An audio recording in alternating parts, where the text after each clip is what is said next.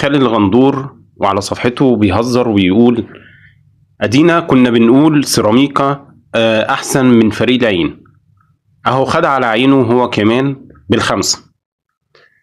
بصراحة وسام ابو علي لاعب من طراز فريد جدا، ومهاجم اللي بقالنا كتير جدا ما شفناش مهاجم بالشكل ده متكامل من ايام عماد متعب.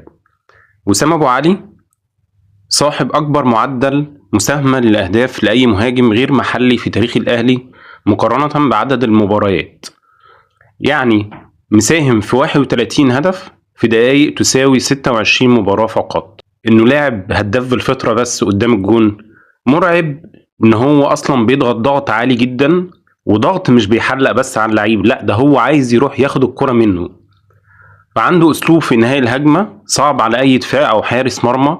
انما الاعظم انه جماعيا لاعب